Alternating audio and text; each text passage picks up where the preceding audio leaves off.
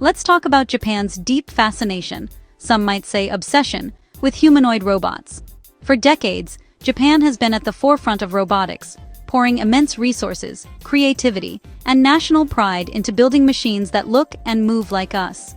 It's a vision that's inspired generations of engineers and captured the imagination of the world. You've seen Asimo, Honda's little marvel, strutting its stuff at expos, and the towering moving Gundam in Yokohama, icons that seem to leap straight out of science fiction. These robots aren't just machines, they're cultural symbols, drawing crowds and headlines wherever they go. These are technological wonders, marvels of engineering and imagination. But here's the puzzle. Despite all their brilliance and the excitement they generate, they're not making much money. In fact, most of these robots are more famous than they are profitable.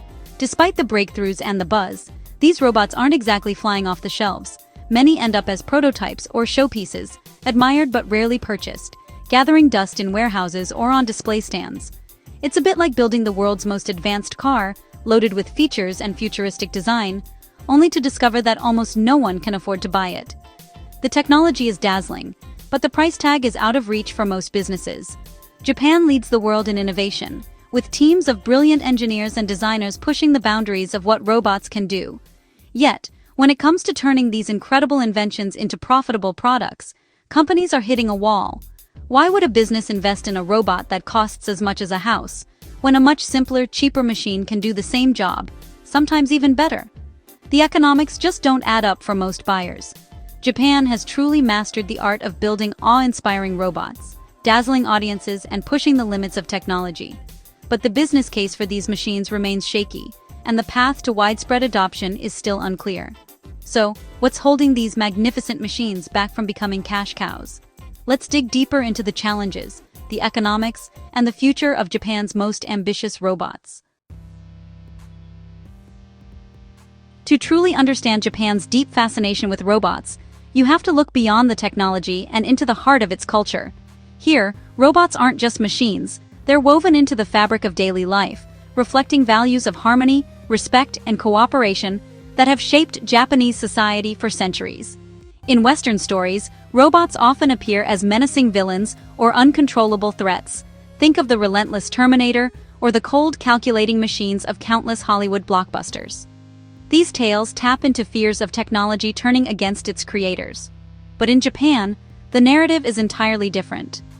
Robots are seen as friends, companions, and even heroes. This positive image is rooted in centuries-old traditions, like the Karakuri Ningyo, mechanical dolls that delighted audiences long before modern robotics. Beloved anime characters like Astro Boy have inspired generations to see robots as protectors and partners. Today, robots are welcomed as helpers in everyday life. They assist the elderly, support hospital staff, and make daily tasks easier, embodying the idea that technology should serve and uplift humanity. This widespread trust in robots means that companies can invest boldly in robotics innovation without facing the public skepticism or fear that often slows progress elsewhere. And it's not just about business or industry. Robotics is a national passion, embraced by students, hobbyists, and entire communities. School competitions and local clubs nurture the next generation of robot enthusiasts. That's why, in Japan, it's perfectly normal to be greeted by a robot receptionist at your hotel, or to get directions from a humanoid guide in a bustling shopping center. Robots are welcomed as partners in society, working alongside people in offices, classrooms, and public spaces, helping to bridge generations and spark curiosity. This unique cultural embrace of robots has propelled Japan to the forefront of humanoid robotics, inspiring innovation and creativity that the world admires. While visitors from abroad may find Japan's robot-filled world surprising or even strange, for locals, it's simply a natural part of life. A seamless blend of tradition and technology. This deep-rooted acceptance is the foundation for Japan's ongoing robot revolution, setting the stage for a future where humans and robots thrive together. Let's peek inside these robots. Making a robot walk on two legs is a nightmare of engineering, balancing, sensing, adjusting thousands of times per second. The skeleton must be strong yet light, the motors precise and powerful. Wires and sensors feed data to a computer brain running complex software. Power is a huge challenge. Batteries are heavy but essential. Modern robots like Asimo running untethered is a huge leap. The software must let robots see, understand, and navigate the world. It's the fusion of mechanics, electronics, and AI that makes these robots astonishing. Japan's robots are a marvel of integrated engineering. Building a humanoid robot is not just hard, it's wildly expensive. The dream of creating a machine that can walk, move, and interact like a human comes with a staggering price tag. Every step toward making robots more like us means pouring in more money, more time, and more expertise. Development costs can hit hundreds of millions, with teams of specialists and years of R&D. Dozens of engineers, designers, and programmers work together, often for a decade or more, just to get a single prototype off the ground. The process involves endless testing, troubleshooting, and redesigning, all of which add to the final bill. Every joint is a feat of precision engineering, and there are dozens in each robot. Each moving part must be custom designed, manufactured, and assembled with extreme care. Even a single joint can cost thousands of dollars, and the complexity multiplies quickly. The result? A single robot can cost upwards of $1 million. And that's just the starting point. Maintenance, software updates, and repairs can push the price even higher over time. That's out of reach for most businesses. For small companies or startups, the idea of investing in a humanoid robot is simply unrealistic. Even larger corporations hesitate at the thought of such a massive expense for a single machine. For many jobs, a simple robotic arm or wheeled machine is cheaper and more practical. These alternatives can handle repetitive tasks efficiently, cost a fraction of the price, and are easier to maintain and operate. Humanoids are only needed where human-like movement is essential, and that's rare. Most environments don't require a robot to climb stairs, open doors, or use tools designed for human hands. Only a handful of specialized tasks truly demand a human form. The price tag limits the market to a tiny niche. Only a few industries, like advanced research, high-end healthcare, or entertainment, can justify the investment. For everyone else, it's just not practical. The cost-benefit just isn't there for most buyers. Until prices drop dramatically, humanoid robots will remain a futuristic luxury, not a workplace staple.